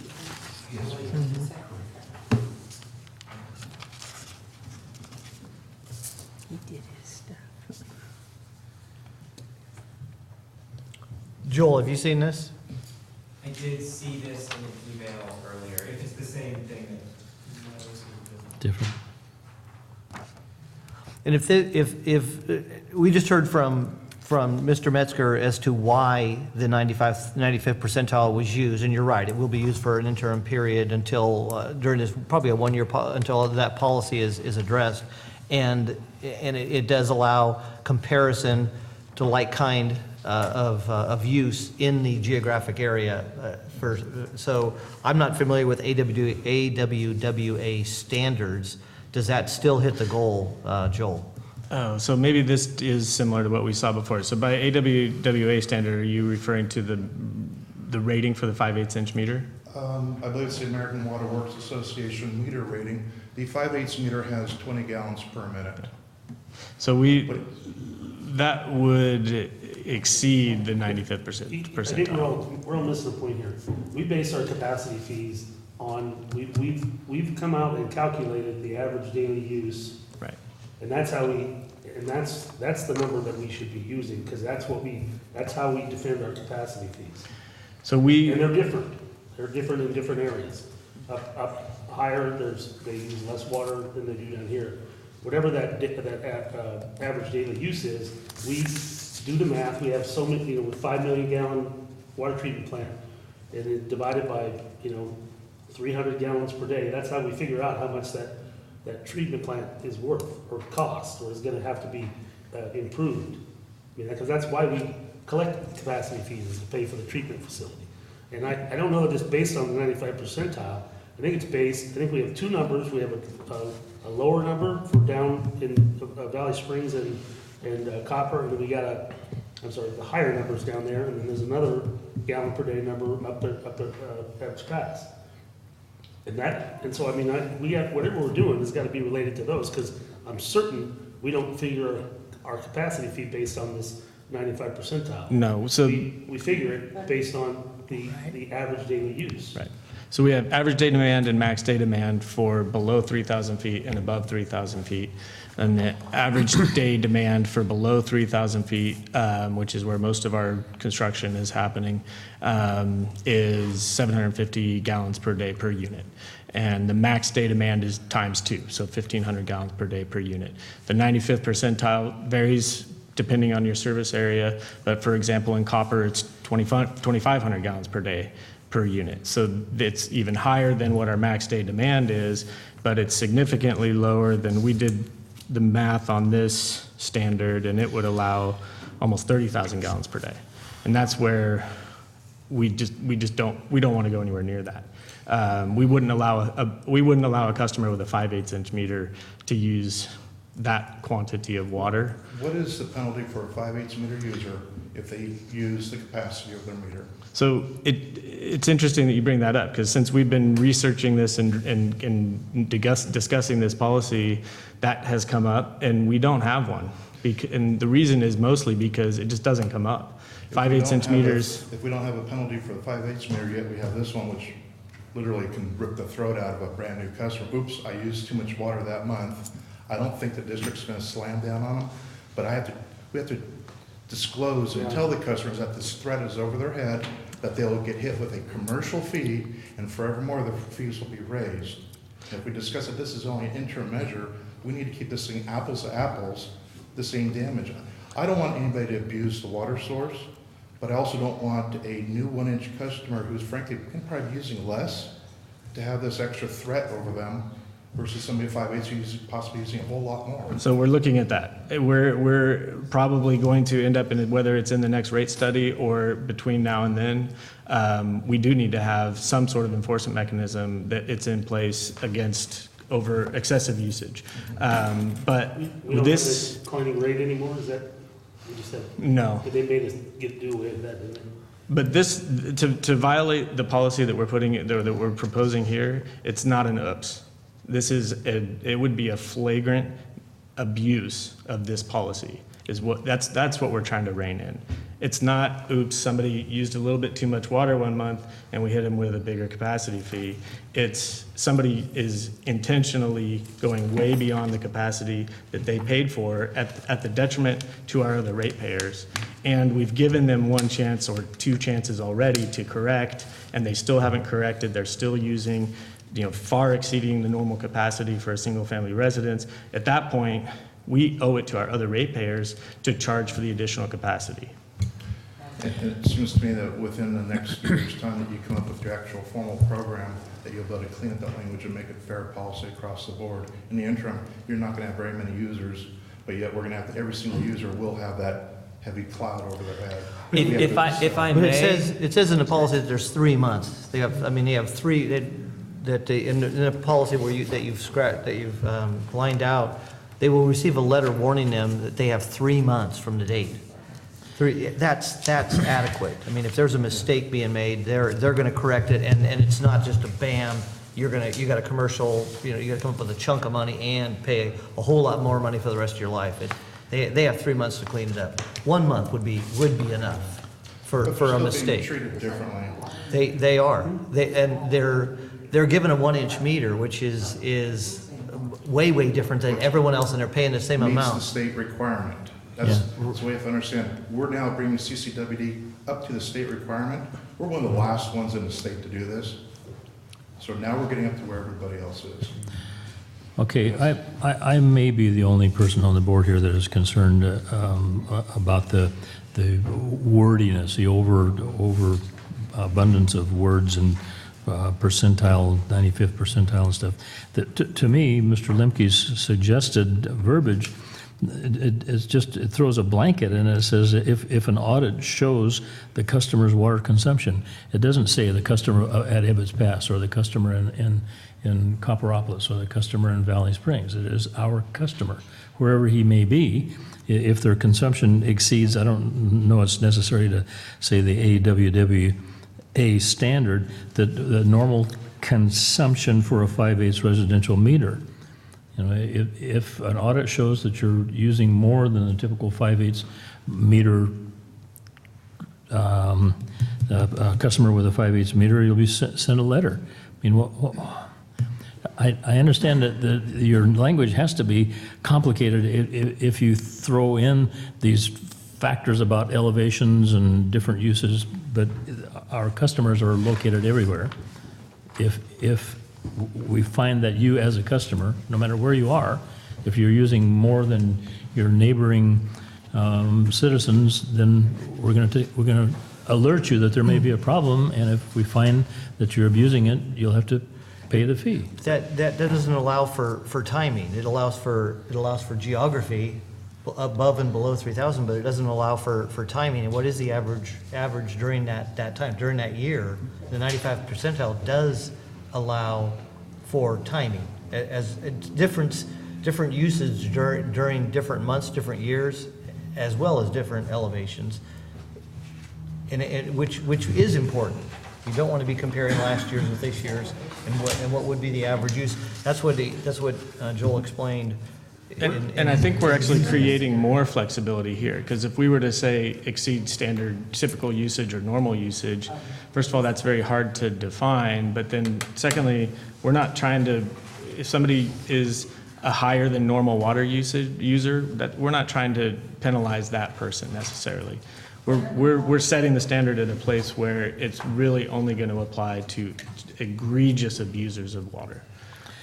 Not slightly more than normal, or somebody who just had a leak for a short period of time. Where And his that's what policy is he's- saying, identifying different elevations, I think in his explanation verbally, he told us, but it just says your service area. Does it, so why does that matter with elevation or not? Because your service area has an average use for that, formula up there. Well, there's 13 different water and wastewater facilities. Each one of them has their own service area. And based on their average use, I mean, that's. So that explains, you're not going to compare Ebbets Pass with Jenny Lynn. You're not, it's not the same service, two different service areas. You're not going to compare Copper with, But I think they even with covered Jenny it. Lynn. I think they covered it. By Yeah. saying The elevation comes into effect with the capacity fee. It's not specifically tied to this policy. And it's identified by the word service area, identifies the geographic. Right, and I agree with that, but Okay. what Russ is saying, the elevation, I guess Oh. the elevation term comes in based on capacity, is where it's an issue when you're gonna make them, pay the, 1-inch capacity fee. That's where maybe the variances are gonna get some fee. Well, it was explained to us that the percentile, 95th percentile verbiage has to be put into play because of the varying consumption rates within the county. It's obvious that I'm the only one that feels as strongly about this as I do, I don't but like this. I don't like it much. I mean, I think, Mr. Limke, it's an unintended consequence here. And I honestly think it's gonna be a complete non-issue, but we're spending a lot of time on it. But Yeah. you do have to think about a home buyer saying, and even a lender, what's a lender gonna say when they come in there and say, well, wait a second, you know what, we're gonna lend you this money, but CCWD may come and get another 10,000 from you? But what if, I mean, how's that happen? How's what that if, gonna work? what if cannabis gets passed, and now, these people that have a half-acre lot, they're gonna put in 30 plants, so they're gonna use more water than anybody else, compared to a single-family residence? I don't see the problem with having it in there, and if you're saying nobody's gonna probably need it anyway, then what's wrong with having it? At least the district has some protection and something to go through, and if it does come up, and maybe it's coming up a lot, maybe it needs to be reevaluated. Well, Ken? If I know that But- it's not, we've gotta start somewhere, maybe. But just remember, I mean, just imagine going in for your home loan, and they, there's all the discovery and everything that you have to do now, the realtors will have to explain this, we'll have to explain it, and they will assume that we are gonna charge this money, Well, when I because have it a- could happen. Yeah. When I have a transfer of ownership at Murphy's, and we're on the phone with them, and we give them the whole schmeal. Here's your cost, but it can change here. Why couldn't it do that when you transfer ownership on that application they fill out for service? It's stated right there, you're using a 1-inch meter because of your fire sprinkler, so here's what could happen. Give them a copy of this ordinance, and give it to them with that, and then if they have any questions, they can ask more questions. At least they're made aware of it. And that's really all we're asking to do, is make sure everybody's informed. Well, then basically what we want to do is rework this terminology. Do we have to pass it today? You got 40 days, it sounds like to me. What would you give, I'd like to hear another suggestion. What would you use? What's the other answer? I'm Mr. actually Lemke did curious a as to- Nice one, but I don't like the AWA standard. If we did something like this compared to how we arrived at what we feel the average use is. So I understand there is some complexity here, but we looked at a lot of different alternatives before we arrived at this.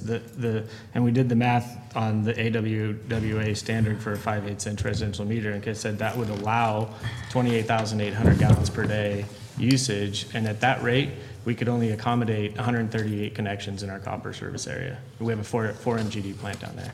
So we need it to be something less than that to protect our current ratepayers.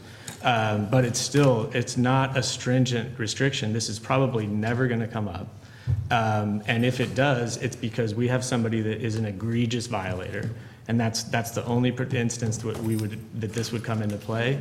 And then a few years down the road, chances are with a new rate study, the approach that we're going to take, at least the discussions we've been having so far, is to move away from meter sizes altogether and go towards a policy that looks at type of use and water consumption, regardless of what your meter size is. But we're trying to put something into place now that accommodates the builder so they don't have to come in and pay for the 1-inch meter before, and not have to wait for the next rate study.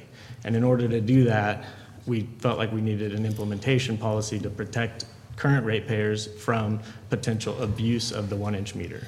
So that's how we ended up here. Just for the sake of discussion, I mean, you used this example that you could only service 128 customers if all of their 5/8 meters were flowing at maximum capacity. The possibility that ever could occur is like a moonshot. Not going to happen. Oh, it's not going to happen, okay? So could you suggest a way that we could get away from this 95th percentile language and just cover it in a much more succinct and palatable way that accomplishes the same thing? We've heard the gentleman from Genova Home saying that he's going to build 45 houses. He's got to explain this mysterious jargon to 45 home buyers. Hopefully, Mr. Lemke will have another 22 houses or so. I mean, I just don't think that we're doing ourselves or our customers the proper service by having this language in here. It's overly complicated. I understand what you're trying to do, but I respectfully disagree. Can you do something just really generic that says, if high use is determined, an audit will be performed, period? And then whatever ramifications could happen at that time, we decide. We could do that. It becomes very difficult to enforce that kind of language. Or we accept this and we bring it back in August to find out how it's going. Do we have any problems with customers complaining? Has any customer gone over? No, there are. Find out from the contractors how the new home buyers are reacting to it. I don't see it as that cumbersome. To President Thomas's point, though, there are other alternatives here, and we considered them. I thought this was a very straightforward approach that allows for the variability that Joel described between the service areas, but from year to year, using this type of a standard will allow for that variability. We could definitely do it another way. We could pick a number. We could say 2,500 gallons per day. That's the 95th percentile in copper, and we could just apply that district-wide. There are other ways to do it that would be easier to explain. That doesn't take into account any of the variability in usage in all of our different service areas or in wet year, dry year scenarios. But there are other ways to do this that this was the option that staff recommended. But I still think we just need to mandate that any exterior, any plumbing that goes outside needs to be the same capacity as a 5/8 meter. We just don't want them running the 1-inch line out back and then, and using it on their backyard with a hose. I mean, it seems like we could, I don't know if the county will let us do it, or yeah, it might even be code, but I mean, generally, we usually just run a 1/2-inch pipe out the back of the house, generally, I think in terms of the district's authority, that becomes even more cumbersome, because then we're trying to monitor construction, and that's, I think, where we have the most ability to monitor and hold people accountable is in consumption. I think we got a motion and a second here, right? And a lot of discussion, got public comment. I'd like to call for a vote. Okay. I will not be voting in support of this because of the language, but would you poll the board on this?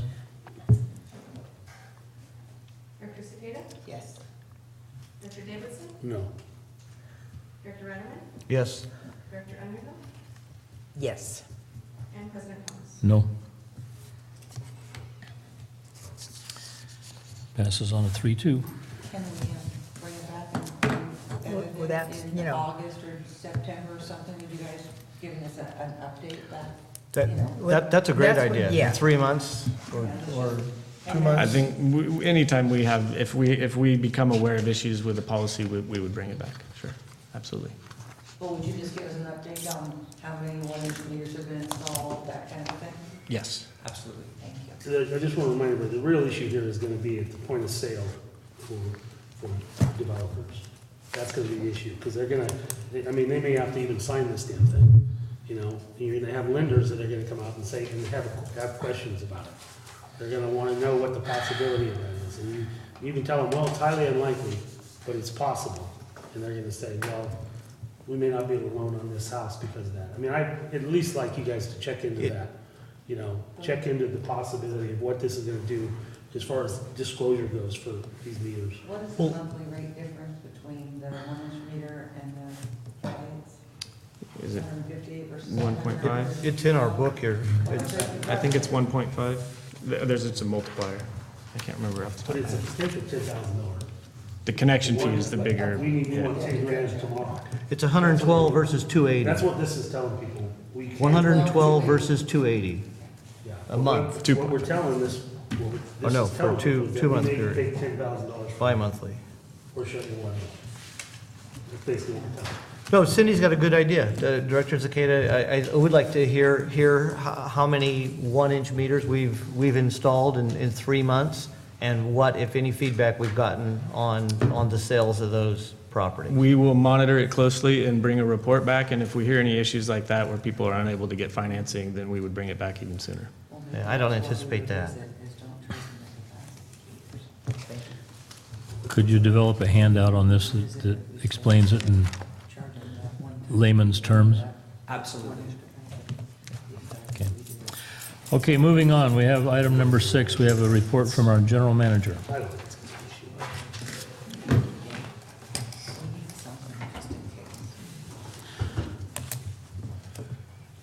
Thank you. Thanks, guys. Yeah. Okay, couple of items, I don't have a whole lot this week. We have been doing some more testing on the slurry line. I think I mentioned that at the last board meeting. We've installed some new valves and addressed some issues. We are, so far, it's gone really well. We don't have any leaks that we've identified yet. And we're working on a design to make sure that we're utilizing that line safely because of the high pressures that are involved. So we'll probably be installing a PRV and getting that line ready for service. But we'll bring back a more detailed report in the next board meeting or two to once we have a more firm understanding of exactly where we're at.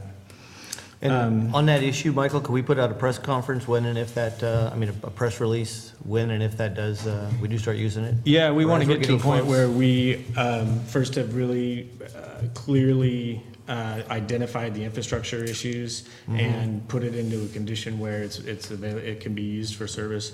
And then we have the next issue of identifying customers that can be served from it.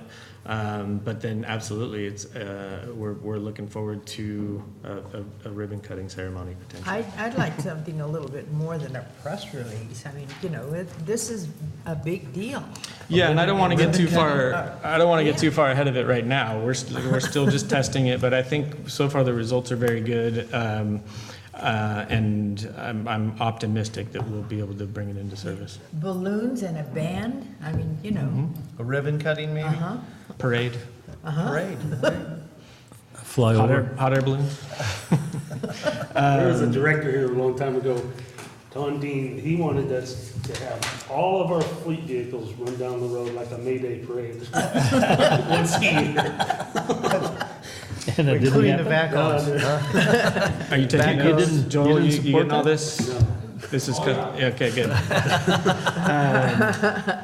Along those same lines, because of the slurry line activity running right through UPUD, part of it runs through UPUD service territory, so I went to their board meeting to give them an update on our activities, and I'd been in touch with their general manager in advance to let him know what we were doing in case there were any leaks popping up in Murphy's, that he would know we were the right people to call, and we were coordinating with the Utica crew on the intake as well. So it's kind of brought some of the agencies together in a way as well. And then some other, we talked briefly about the possibility of an intertie between the Evans Pass distribution system and the UPUD system. And that was actually something that they have really wanted, apparently, and especially after the experience with the Darby fire where they were out of water because of the ditch was out of service. So having a backup emergency supply is something that we could potentially work on with them and find, I think it's a good candidate for some pre-disaster mitigation money, FEMA money, or some other sources of financing that we might be able to create an intertie between those systems. When you talked about the potential for people wanting to get access to water in the pipeline, and I'm just curious about whether you can make a hot tap on that line, or would you have to shut the system down to put plumbing in to on the get slurry line or on the slurry line? Yeah. Oh yeah, that one. That's why we want to put a PRV. It's one of the reasons we want to put a PRV in, because if anybody does tamper with the pressures are really high in that line. We anticipate between the intake at the ditch down to a vault where the water line connects to the slurry line.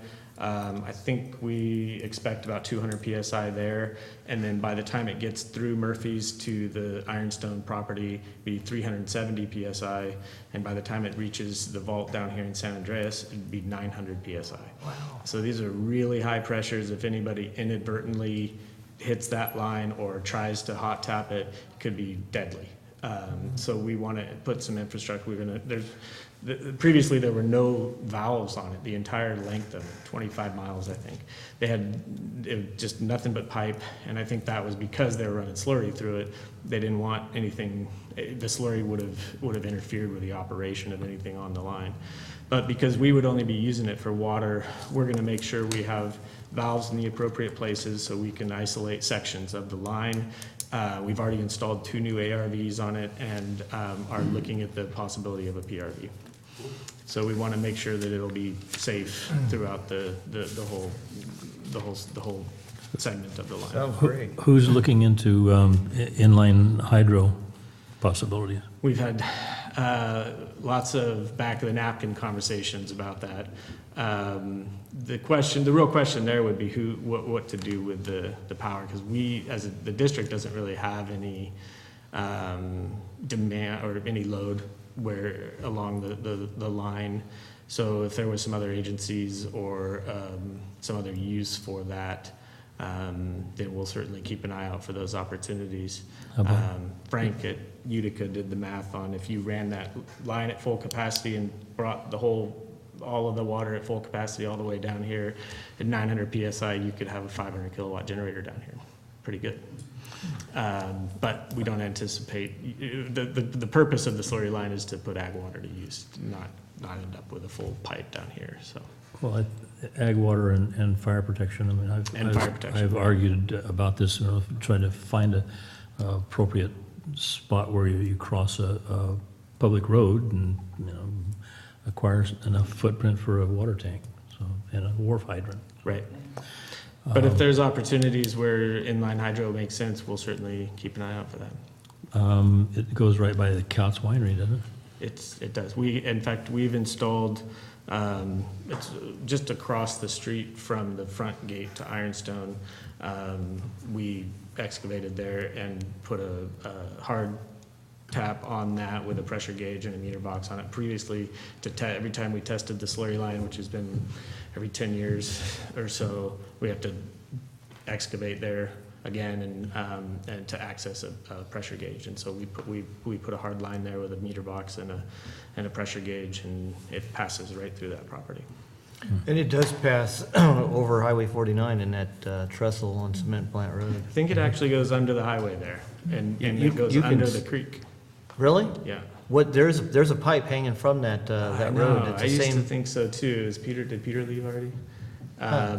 We've been going through all the old maps and everything, and I think it actually goes under there. But, Okay. I always would look for it too.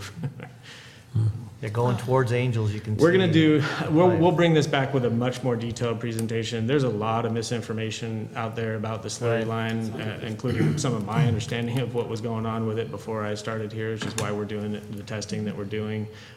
So we'll bring this back with a much more detailed presentation for you. Very good. What kind of a far-out date do you have for when we can be utilizing?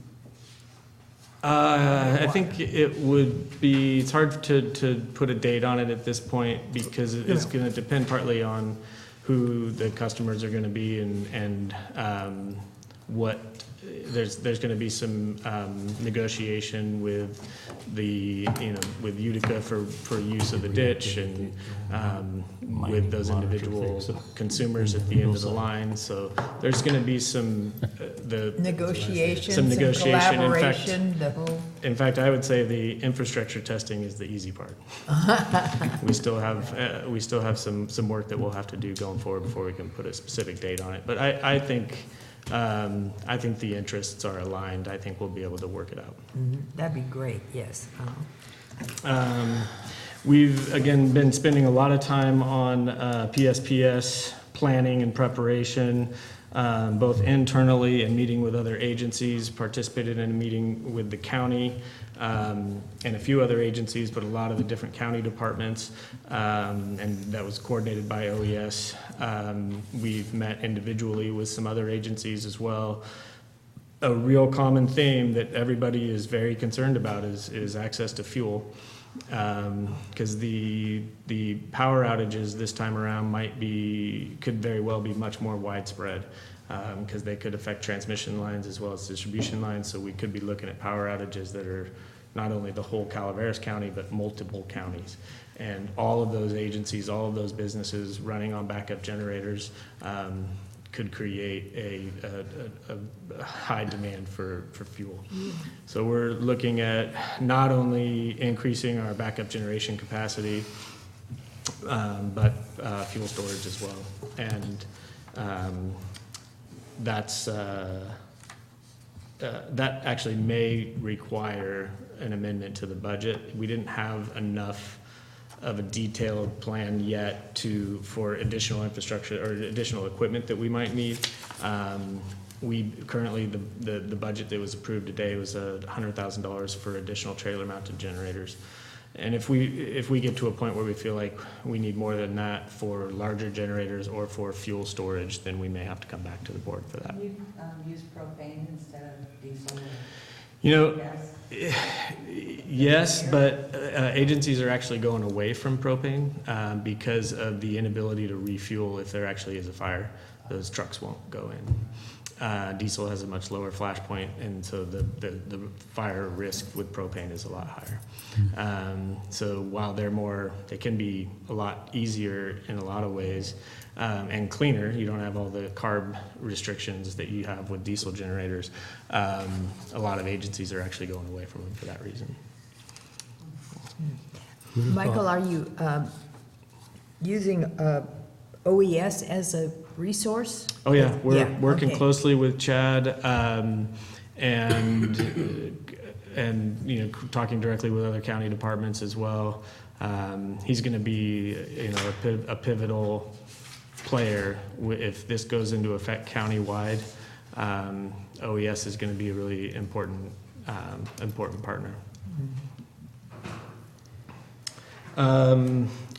I think the last thing I'll mention just briefly, because we will be bringing this item back in the next board meeting, is we've been continuing our due diligence on the corporate yard.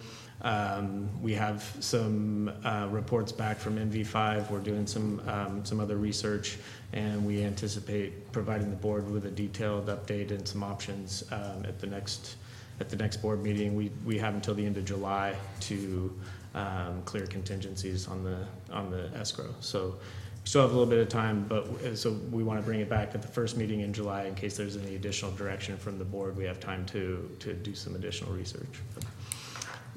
That's just a teaser, something to look forward to. Did I hear you say the 15th of July is the end of the contingency? No, end of July. End of July. I think it's the 30th. Yeah, Okay, does that conclude your? I think that's it. Okay, Cindy, can we start with you on the board reports? I just got back from vacation. I did not attend the IRWM meeting. Did you go, Russ? No. Well, I heard that they did pass the budget. It's the same as last year. And there's going to be like a 36,000 surplus into reserves for that and Stanislaus IRWM. I haven't gotten that confirmed, but that's what I heard through the JPA member. So the vacation was successful. It was long, and we towed our fifth wheel, and we drive more than we sit and have fun. So I'm gonna fix that next time. We went all the way to Colorado, so we took off from, 80 out of here and went across the northern and down, and came all the way back, and, yeah, glad to be home, though I'm still tired. Jet lagged. Yeah. Director Davidson. I have nothing coming up. I'm hiring. Yeah, I saw that. You have age restrictions? My son. No. No. Okay, do you have an application? No, I don't, whatever. Well, my I'm guys- retiring this week. I may give you an application. I'm looking for a new gig. Oh, he needs a You new you don't need to climb a ladder? Do I need to know how to climb a ladder? Yes, You have to hang and on. walk on iron and do all kinds of things that you probably don't want to do. Yes, Mr. Director Radler. Okay, at our camera meeting last Wednesday, we, one of the items on the agenda was the PSPS, what is it? Personal Safety Power Shutoff? And so, and the members of camera are the Amador County representative, Amador County supervisors, Calaveras County supervisors, the JVID Water District and AWA from Amador County, and CCWD and CPUD from this county. One of the things we discussed is the sharing of assets, the sharing of helping each other in that event, an event that Amador County gets its power shut off and Calaveras County doesn't. And so we did, in that vein, we put together a special meeting. We usually meet every other month, and so we aren't usually meeting in July. So, but we will be meeting this July. Camera will have a 2:30 meeting here in this building with all those districts, as well as inviting other districts from the area to participate in a workshop to discuss PSPS and how it affects us, and may even have an opportunity to someone may have been affected by the time July 17th rolls around. We may even have some personal experience to deal with. But we do want to involve other agencies, utilities in the area to in the Calaveras and Amador County area to participate in this workshop, again discussing assets and how we can help each other out. I'm going to a Mountain County's tour tomorrow. There's actually a reception tonight that I'll miss because of it starts in a couple hours. And then there's a tour tomorrow, and then a short meeting on Friday morning. I will be attending that. And I may not be around for the July 26th meeting. I may post. I'm going to be staying in Napa for a couple weeks, and so but I may post where I'm going to be 3 days ahead of time and still attend that by telephone. So that's an option. Talking about the 24th. July 26th, Wednesday, July 26th meeting. That says Wednesday, the 24th on my calendar. Oh, on our agenda, it says the 26th, so is it? Oh, it is the 24th, yes, the 24th. Okay. That's all I got. Director Underhill? Okay, all I did was enjoy the weather up the hill. I did attend the Blue Lake Springs shareholders meeting. They have a big meeting once a year, and there are over 2,000 property owners up in Blue Lake Springs, and they have 200 to 300 empty lots. But this shareholders meeting was very meaty. They had long-range planning committee, financial planning, meter usage, water rates, bi-monthly billing, asset management plan. I mean, they are really, really together as far as their shareholders are concerned. And so that was very informative, and that's basically what I've done. Okay, thank you. And like Director Davidson, I have nothing to report this time.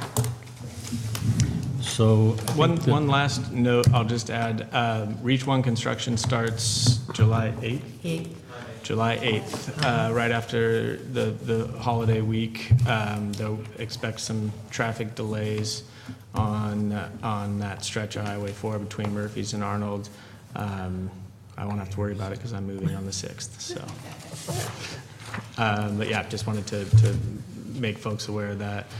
One other thing I do want to mention real fast on the PSPS as well is something that we're starting to really emphasize in our public outreach and in our communication with other agencies is really trying to get the word out in advance that as soon as a PSPS takes effect, we should be thinking about water conservation. And trying to get that into people's minds in advance of the event to the extent we can, because probably the biggest concern is on the collection and wastewater side, and water conservation takes a lot of pressure off of the collection system. So, but there's also risk on the water side too. So, I think hopefully getting people into the mindset of as soon as the power is out, you should also be thinking about water conservation. That's part of the public outreach that we're doing now. That's a great project for Joel to come up with. Oh, Some kind of we've talked. program. I mean, let's name a program for that. I think that'd be You could that'd call be it. fun. Pss, Yeah. pss, pss, pss, pss, pss. It's gonna be called a lot of things, but that- Yeah, that's not it. Okay, I think this meeting is adjourned. In fact, I know it is. What time is it? 2:30. Just in time, huh? And we'll touch base on Friday? Yeah.